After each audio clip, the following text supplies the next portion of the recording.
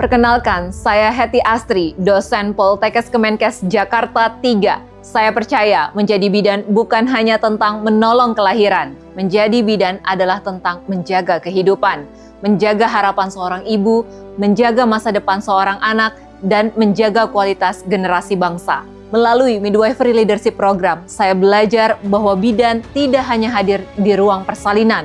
Bidan juga harus hadir dalam perubahan, dalam kebijakan, dalam edukasi, dalam advokasi, dan dalam setiap ruang kehidupan perempuan, ibu, bayi, remaja, keluarga, dan masyarakat.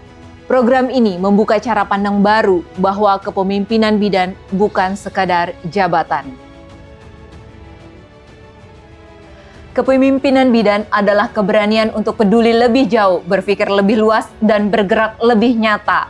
MLP mengajarkan kami untuk tidak hanya bekerja berdasarkan rutinitas, tetapi bekerja berdasarkan visi. Tidak hanya melayani, tetapi juga memimpin perubahan. Tidak hanya memahami masalah, tetapi berani mencari solusi berbasis bukti, komunikasi, kolaborasi, dan aksi nyata.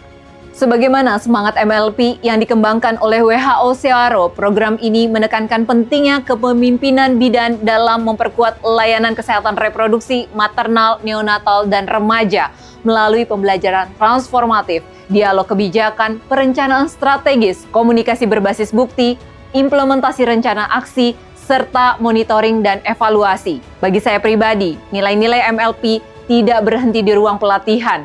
Saya membawanya ke masyarakat. Saya membawanya ke anak-anak remaja Indonesia melalui Aku Sahabatmu, sebuah gerakan edukasi kesehatan reproduksi remaja yang saya dedikasikan untuk membantu anak-anak Indonesia memahami tubuhnya, menjaga dirinya, berani bicara, dan tumbuh menjadi generasi sehat, bermartabat, dan berdaya.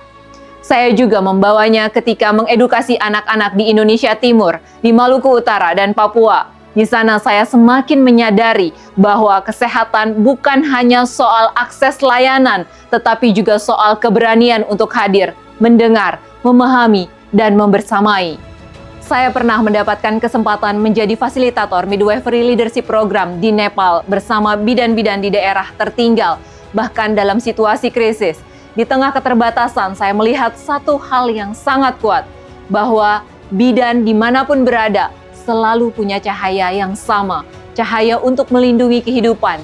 Pengalaman itu membuat saya semakin yakin bahwa Indonesia membutuhkan lebih banyak bidan pemimpin. Bidan yang tidak hanya kuat secara klinis, tetapi juga kuat secara hati. Bidan yang mampu membaca masalah bangsa, membangun jejaring, menyuarakan kebutuhan perempuan, dan menjadi bagian dari sistem kesehatan yang lebih adil. Midwifery Leadership Program adalah ruang yang sangat penting untuk membentuk mindset baru bagi bidan di Indonesia.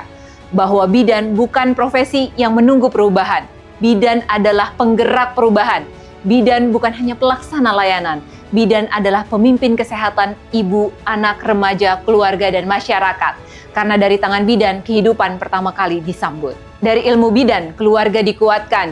Dari kepemimpinan bidan, Indonesia sehat dapat diwujudkan.